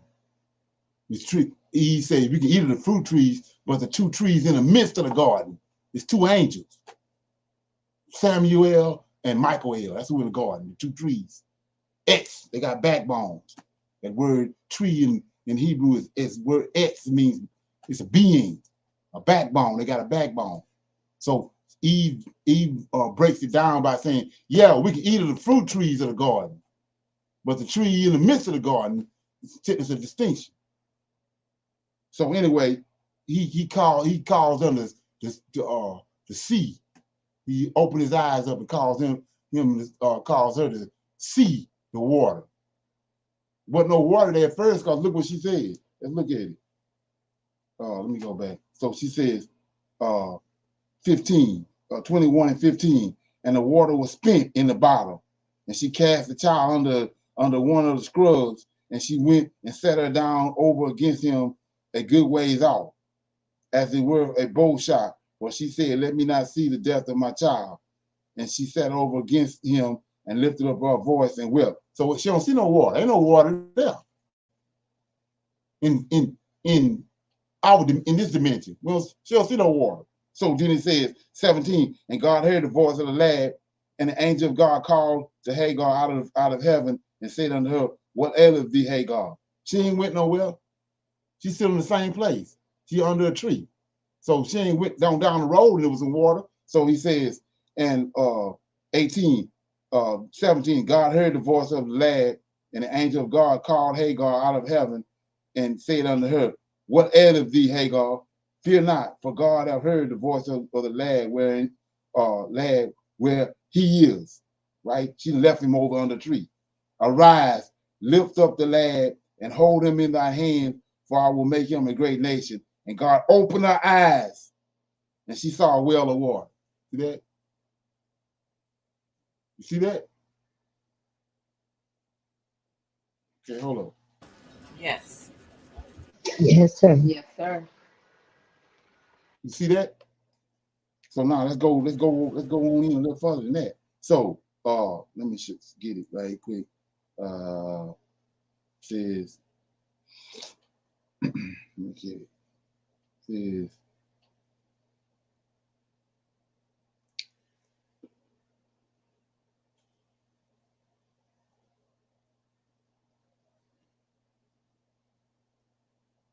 now I know I saw that it was Bathsheba. Anybody seen that? See that verse where it's at? Bathsheba says, yeah, here you go. 14. Abraham rose up early in the morning, took the bread and a bottle of water and gave it unto Hagar, putting it on her shoulder and the child, and it sent her away, and she departed and wandered in the wilderness of Bathsheba. See that? See that word Bathsheba? Yes, sir. That's a place, Now, correct?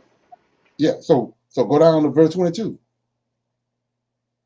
It came to pass at that time that Amalek and Pisgah, the chief captain of the host, spake unto Abraham, saying, God is with thee in all that thou doest. Now therefore swear unto me here by God, not by Yahweh, this God is Lord of hosts, by God, that thou wilt not deal falsely with me, nor with my son, nor with my son's son, but according to the kindness that I have done unto thee, thou shalt do unto me, and to the land wherein thou hast sojourned. And Abraham said, I will swear. So who is this God he talking about? And Abraham reproved Amalek because of the well. They go the well right here. Because of the well of water, which Amalek's servants had violently taken away. And Amalek said, I will not who have done this thing, neither do as I tell thee, neither yet heard I of it, but to the day. Now Abraham took sheep and oxen, we read this before, and gave them unto Amalek, and both of them made a covenant. So they made a covenant, right? He made a covenant with Amalek. Abimelech, I don't know if I'm saying it right. 28. And Abraham set 7 huge lambs of the flock by themselves, 7 male lambs, huge lambs. So what do you think these 7 lambs represent? 7 tribes. 7 The angels. 7 7 holy angels. angels. The 7 angels there, ain't it? Seven So angels. each one of them require a sacrifice? Yes. There it is. So this word Bathsheba means 7. The well of Bathsheba. It means 7. So you say, what are you talking about? Let's look at it. We go in. I'm in Numbers. Numbers 21, I think it is. Numbers 21. So it says, start at 22 and verse 1. And the children of Israel set forward. They coming out of the wilderness. They coming out of Egypt. And they coming through the wilderness. And the children of Israel set forward and pitched in the plains of Moab on this side of Jordan by Jericho. And Balak, this is the king of Moab, the son of Zippor, saw that all Israel had done to the Amorites. So they're afraid. They're trying to cut them off. And Moab was so afraid of the people because they were many. And Moab was distressed because of the children of Israel. And Moab said unto the elders of Midian, now shall this company lick up all that are round about us, as the ox licketh up the grass of the field. And Balak, the son of Zippor, was king of the Moabites at that time. He sent messages, therefore, unto Balaam, the son of Peor of Pethor, whatever that word is, which is by the river of the land of the children of his people, to call him, saying, behold, there is a people come out of Egypt, from Egypt. Behold, they cover the face of the earth, and they abide over against me. Come now, therefore, I pray thee, curse me this people, for they are too mighty for me. Peradventure I shall prevail, that we may smite them, and that I may drive them out of the land. For I want that he whom thou blessest is blessed, and he whom thou cursest is cursed. And the elders of Moab and the elders of Midian departed with the reward of divination in their hand, and they came to Balaam and spake unto him the words of Balak. And he said unto them, lodge here this night, and I will bring you word again, and the Lord shall speak unto me. And the princes of Moab abode in Balak. So Balak dealing with the Lord of hosts. I showed just an angel, right? 9. And God came. See that? God. It's not God coming. God came unto Balaam and said, what men are these with thee? And Balaam said unto God, Balak, the son of Zippor, king of Moab, have sent unto me, saying, behold, there is a people come out of Egypt, which covereth the face of the earth. Come now, curse them. Peradventure I shall be able to overcome them and drive them out. So the angel of the Lord there, that's who Balaam dealing with, but Balak want him to curse him. He don't know the Lord of hosts there. Balaam knows he there. So God, that's who this angel is. God said unto Balaam, thou shalt not go with them. Thou shalt not curse the people, for they are blessed. And Balaam rose up in the morning and said unto the princes of Balak, get you into your land, for the Lord, see, now it's the Lord, the same person.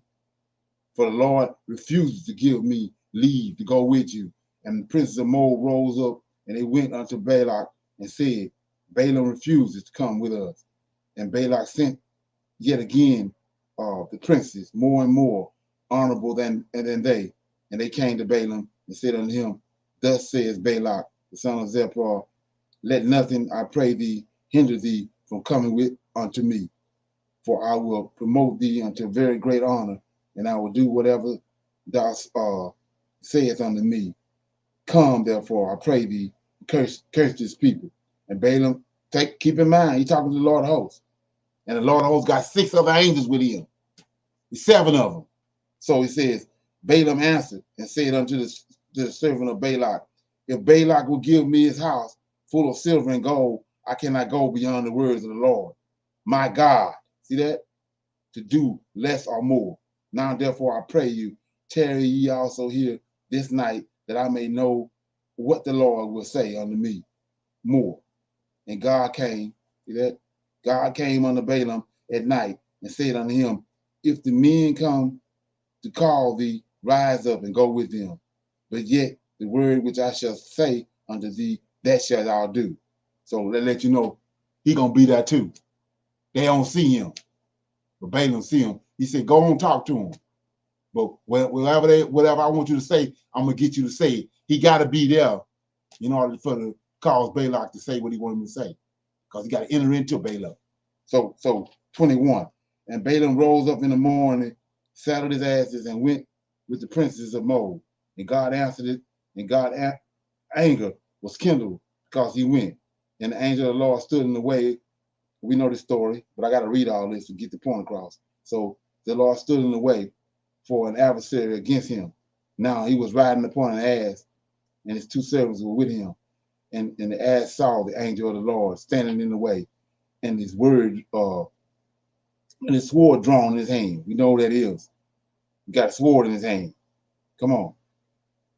And the ass turned aside out of the way and went into the field. And Balaam smote the ass to turn her in the way. But the angel of the Lord stood in the path of the vineyards, a wall being on this side and a wall on that side. And when the ass saw the angel of the Lord, he thrust herself onto the wall and crushed Balaam's foot against the wall, and he smote her again. And the angel of the Lord went further and stood in the narrow place where was no way to turn to the right hand or to the left. And when the angel saw that, and when the ass saw the angel of the Lord, she fell down under Balaam, and Balaam's anger was kindled, and he smote the ass with a staff. And the Lord opened the mouth of the ass. See that? It's supernatural, just like he opened Hagar's eyes. Supernatural. The Lord opened the mouth of the ass. We don't see asses talking. It says he opened the mouth of the ass, right? And she said unto Balaam, what have I done unto thee, that thou mayest smite me these 3 times? And Balaam said unto the ass, because thou hast mocked me, and would there not, I would there were a sword in my hand, for now I will kill thee. And the ass said unto Balaam, I am not thine ass, am I not thine ass, upon which thou hast ridden ever since I was thine unto this day? Was I ever want to do so unto thee? And he said, nay. Then the Lord opened the eyes of Balaam. See that? He opened the eyes of Balaam, and he saw the angel of the Lord. So that, see that? It's supernatural. That's what that is. It's a Hebrew idiom. It don't mean what you think it means. So he says, then the Lord opened the eyes of Balaam, and he saw the angel of the Lord standing in the way, and a sword drawn in his hand.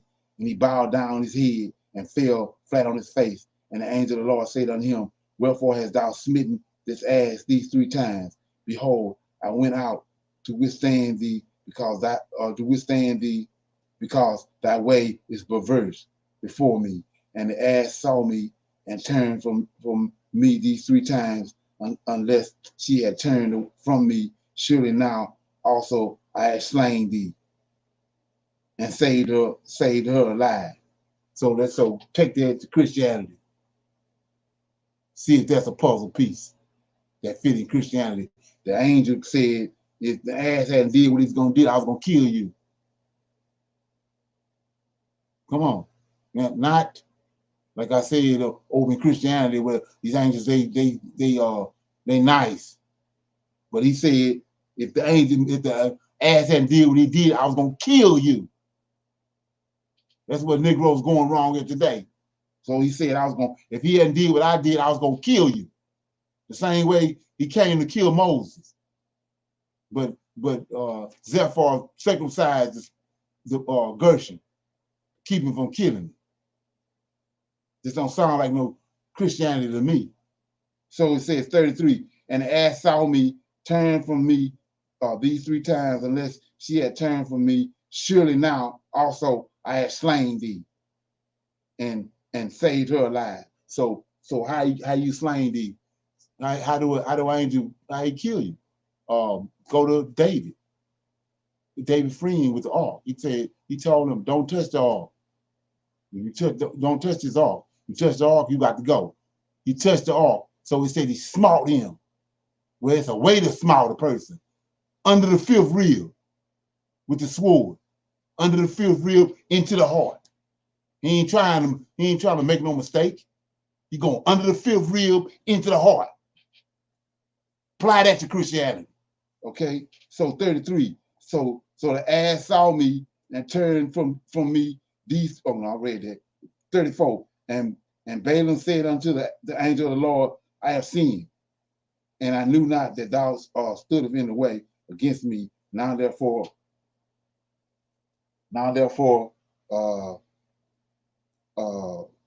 if it displease thee, I will get me back again. And the angel of the Lord said unto Balaam, go with the men, but only the word that I shall speak unto thee, that shalt thou speak. So Balaam went on with, now we get to the point where I'm trying to show you. 36. And when Balak heard that Balaam was come, he went out to meet him unto the city of Moab, which is in the border of Ornan, which is in the utmost coast. And Balak said unto Balaam, did I not honestly send unto thee to call thee? Wherefore comest thou not unto me? I am not able to indeed to promote thee to honor. Am I not indeed able to promote thee to honor? And Balaam said unto Balak, lo, I am come unto thee. Have I now any power at all to say anything? And the word that God putteth in my mouth, that shall I speak. And Balaam went to Balak, and they came unto Kerah, whatever it is, and Balaam offered oxen, sheep, and sent Balaam and sent to Balaam and to the priests that were with him. And it came to pass on tomorrow that Balak came to Balaam, brought him up into the high places that's in the mountains. There's angels in the mountains, in the high places of Baal, that thence he might see the utmost part of the people. So now here we go. 23, verse 1. Balaam said unto Balak, build me here 7 altars. See that? And prepare unto me 7 oxen and 7 rams. Why? Because each one of these, to make a sacrifice, each one of these, you got to make a sacrifice, each one of these angels. Just like Abraham did with Amalek. He set aside 7 huge lambs because there's 7 angels there. The same 7 that Enoch told us the Most High created in the beginning. So I'm going to keep reading. And Balak did as Balaam had spoken, and Balak and Balaam offered on every altar a bull and a ram, 7 altars. Okay? And Balaam said unto Balak, stand by as I burn offerings, and I will go. Peradventure the Lord will come and meet me, and whatsoever he showeth me, I will tell thee. And he went on into a high place. And God, see that? God met Balaam. It's the angel. We know it's the angel. God met Balaam, and he said unto him, I have prepared 7 altars, and I have offered upon every altar a bullock and a ram. And the Lord put the word of Balaam, and the Lord put the words in Balaam's mouth, and said, return unto Balak, and thus shalt thou speak. So he entered into him. Go back to the pineal gland. That's what it's for. Okay? So there it is. So that's why the 7, he told them 7 ewe lambs. He set 7 male lambs out to the side in respect to his powers. The 7 powers that's going before the Israelites. Okay? Any comments?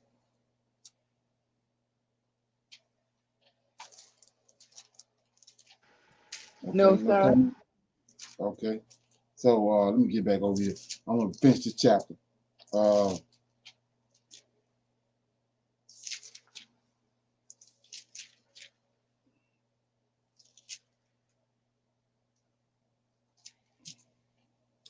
Okay, Rebecca chosen. Okay. Yeah, so I'm in verse 25 of chapter 21 says, and Abraham reproved Amalek because of the well of water, which Amalek, the servants, had violently taken away. And Amalek said, I want not who have done this thing, neither did thou tell me, neither yet heard I of it, but today. And Abraham took the sheep and the oxen and gave them unto Amalek, and both of them made a covenant. And Abraham set 7 ewe lambs of the flock by themselves. And Amalek said unto Abraham, what mean these 7 ewe lambs which thou hast set by themselves? And he said, for these 7 ewe lambs shalt thou take of my hand, that thou may be that they may be a witness unto me that I have digged this well. Wherefore he called that place Bathsheba. See that? That's what that means. 7, Bathsheba. And remember, Bathsheba came to date Solomon too, because there they swore, both of them. Thus, 32, thus made a covenant at Bathsheba. Then Amalek rose up, and Pascal, the chief of the captain of his host, and they returned into the land of Philistine, right? And Abraham planted a grove in Bathsheba and called it there the name of the Lord, the everlasting God. See that? So let's look at that part. 33, Abraham planted a grove in Bathsheba and placed it there and called the name of the place, the name of the Lord, the everlasting God. So I was telling you that these Canaanites, they had groves all over the place. Let's look and give you an example. So Isaiah 66. So I'm just trying to give you a better understanding of what you're reading. So 66, the Most High says in the latter days, right? He says, starting at verse 16, 66 and 16, for by fire and by my sword will the Lord plead with all flesh. It's in the last days. And the slain of the Lord shall be many. 17, they shall sanctify themselves and purify themselves in groves, in gardens, behind a tree, in the midst, eating swine flesh, and the abomination of a mouth shall they shall they be consumed together. So they would meet these fallen angels in a certain place, and wherever they met them at, they would make a grove and put an idol there, because that's where they would sanctify that place, because that's where they met the angel at, fallen angels. So that's what Moses did right here. He met this angel of the Lord, so he at Bathsheba, so he made a grove there. He made a grove there to represent it. So go to Genesis chapter 18. I should give you a prime example of it. So I'm in Genesis chapter 18, and these 3 angels came to Abraham. I'm not going to read all this. 3 angels came to Abraham, and we're going to go down to verse 5, 18 and 5, and I will fetch a morsel of bread. He talking to these 3 angels, Lord of hosts in particular. I will fetch a morsel of bread, comfort ye your hearts, and after that ye shall pass on. They're on their way back to Sodom and Gomorrah to destroy it. For therefore are ye come to your servant. And they said, do so as thou hast said. And Abram hastened into the tent unto Sarah and said, make ready quickly 3 morsels, fine meal, knead it, make cakes upon the heat. And Abram ran unto the herd, fetched a calf, tender and good, gave it unto the young men, and hastened to dress it, then ate. And he took the butter, the milk, the calf which he had dressed, and set it before them, and stood by them under the tree. And they did eat. That's why he made the grove. And they was doing the same thing with these fallen angels, the Canaanites. Wherever they saw them at, wherever they were dealing with them at, they made a grove in honor of them and worship them.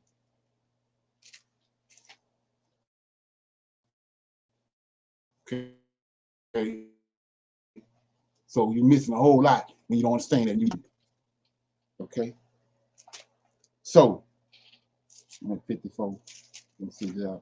How much I had left? Okay. Yeah. So that was it. That was I stopped at 22. Okay. Anybody got any comments on what I read? Anything they want to shine a light on? No comments? Yes, sir. That was a lot of clarity on the breakdown of these angels. Because if you just reading it, like you're saying, you don't know, you're thinking it's the Lord of Hosts angel and his angels, Right. Gabriel, Raphael, and all of them. But it's Right. not. It's Baal and Samuel angels. And they come to the same persons like Hagar and Sarah and all of them, they come too battling, trying to see if they're gonna go that way, go Right. the Lord Hope's way or Samuel way. But it's the clarity that you just given to determine who is who. Right. Exactly.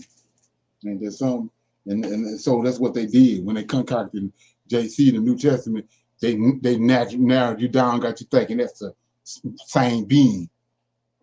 That's why it's saying word God and Lord and all that. But I'm rightly dividing. I'm showing you that it ain't the same person. Yahweh, it says in Isaiah 18, chapter 8, verse 18, the Lord that Isaiah said, the Lord given me children, that he dwells in Zion. Yahweh don't dwell in Zion. Zion is a mountain. The Lord host dwells on Mount Zion, not Yahweh. Yahweh dwells in the heavens of heavens. And so you sitting there thinking it's Yahweh. And just like on Moses at Mount Horeb, they got you thinking that's Yahweh. That ain't Yahweh. It tells you an angel came. Yeah. So Shalom. yeah, I wanted to show you this right here because you got the so-called Christian or the amped up Hebrew Israelite that figure they know everything, gonna say God sending these angels. So let's look at it. Let's look at it right quick before I close. Okay, let me get it. Yeah, so I'm in chapter 8, and it says, verse 8 and 15. But Moses had a vision, right? This is ram. Let me see. Yeah, the ram and the he-goat. Everybody should know that story. So he had the vision. He saw a ram and a he-goat by this river. There's 3 angels there too. And then after he get there, they had a vision, like I showed you how that works. The angel come, enter into the man, give him the vision. He worked him through the pineal gland. Then after he had a vision, the prophet or the man of God knows the way, because there's an angel gonna come and give him an interpretation. So Daniel had this vision in chapter 8, 1 through 14. Then verse 15, self-explanatory. 15 said, it came to pass when even I, Daniel, had seen the vision, I sought for the meaning. He know to wait on his angel that's gonna look like a man gonna come explain it to him. So it says, it came to pass when even I, Daniel, had seen the vision, sought for the meaning. Then, behold, there stood before me as appearance of a man. That's an angel coming to give him the vision, right? One of them then brought him the vision. Now here comes Gabriel, which is the angel of understanding, to give him understanding. But it's an order. When Enoch showed us his order in these 7 angels. Michael, the first one he formed, Yahweh formed. Then Gabriel, the second one. Then Uriel, when they go on down like that. So Michael is the Lord of hosts. He's commander in chief over these other 6. He the one sending them. So verse 16 says, I heard a man's voice, see this? I heard a man's voice between the banks of the Uliah, which called and commanded. See that? Called and said, Gabriel, make this man to understand the vision. So it's 3 angels there, just like in Genesis chapter 18. Yahweh ain't there. So this one of these angels commanding Gabriel. He over Gabriel. See that? It says, and I heard a man's voice between the banks of Uliah, which called and said, Gabriel, make this man understand the vision. So he know what Gabriel's role is. Gabriel, angel understanding. So he told Gabriel, commanded Gabriel. Gabriel's second in charge. So who this is? None other than Michael. Right? So go to verse chapter 10. Right. Go to Micah chapter 10, verse 20. Gabriel's doing his job, right? Verse 20.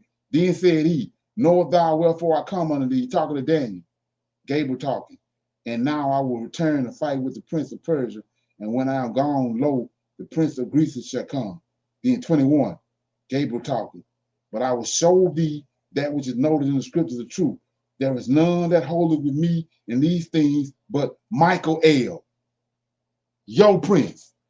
Gabriel prince and Michael prince, but he telling Daniel, Michael your prince. I ain't none of your prince. Michael the one over Israel. He the prince over Israel. He's the strong one. That's what El on the end of their names mean. They strong ones. 200 strong ones came down on Mount Hermon. So right here, Gabriel telling them, he explaining it. If you get Christianity out of your head, you'll see it. He says, your prince. He talking to Gabriel Israelite. He says, it's only two people that look on this book that's in heaven that's able to give you something that's going to happen in the future. We're looking on this book. It's only me and your prince, your God, Michael right there. So let's see who this man is that's commanded Gabriel. Close. So Daniel chapter 8, verse 16. And I heard a man's voice between the banks of the Uriah. So whoever this is standing on the water in the middle of Uriah. It's an angel on one bank, another angel on another bank, and this angel here standing in the middle of the water. He's standing between the banks in the middle of the river, commanding these other two angels on the banks. So let's go to chapter 12. Chapter 12, and we're going to pick it up in verse 3. And they that be wise shall shine at the brightness of the firmament, and they that turn many to righteousness as the stars from forever and ever. But thou, O Daniel, this Gabriel still talking to Daniel, but thou, O Daniel, shut up the words, seal the book, even to the time of the end. Many shall run to and fro, and knowledge shall be increased. Here we go. They're telling you all this for a reason. Then I, Daniel, looked. See that? He's telling you what he's doing. I looked, and behold, there stood the other two. There's three of them. The one on this side of the bank of the river, on one side of the bank of the river, and the other on that side of the bank of the river. Then 6. And the one said to the man, clothed in linen, which was upon the waters of the river. See that? How long shall the end be? So this man is sitting on the water, commanded Gabriel. There's 3 angels there. Uriel on one bank, Gabriel on the other bank, and the man clothed in linen that's commanding Gabriel is Michael. Keep on going. 7. And I heard the man clothed in linen, which was upon the waters of the river, when he held up his right hand and his left hand under heaven. So see that? Yahweh ain't gonna hold his hands up, stretch his hands to heaven to himself. See that? And swore by him that liveth forever. Here go Yahweh right here. This man clothed in linen swore by Yahweh, swore by him that liveth forever, that it shall be for a time, and when he have accomplished the scattered power of the holy people, all these things shall be accomplished. See that? Yes, sir. Yahweh can't stretch his hands out to his own self. Come on. Everybody good? Yes, sir. Yes, sir. But I want to touch back on what you talked about, the 3 angels and how they, with the trickery of the 3, the Father, the Son, and the Holy Ghost. So when they tried to change it to make it JC, they put these powers of the angel in there because you can, on the water, Michael on the water, and then the other angels, Gabriel and Uriel, seem to be, always like in that triangle, on this side, that side, and he in the middle. Is that any correlation to what they try to, change and put in the New Testament? Well, what happened was, if you go back and paganism, because that's all Christianity is, and Right. you know, it's a conglomerate of all the gods. Like I was telling you about the book 16 Crucified Saviors. When the Most High said, "Make a god," it's a way to make a god. He born of a virgin. He turned water into wine. That's how they made a god. You know, ancient all these 16 Crucified Saviors before JC had those characteristics. That's how you make a god. But remember how we told the woman with the measures of a meal, 3 measures. That's how the Most High always worked. 3 measures. Right.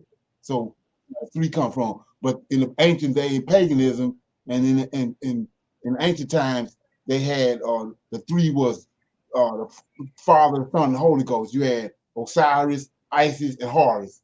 In all those different cultures, you had a triune God. Okay. That's coming from. Yes, sir. But most High deals in, we know he deals in 7s. 7, 10, 12, you know, and 3, like we keep seeing where 3 days they did this and 3 days they did that. So they took that and followed that narrative and came into the New Testament with it. Yes, sir. That's why I was picking it up. Another example is when you know, nobody really sees it, but when he said that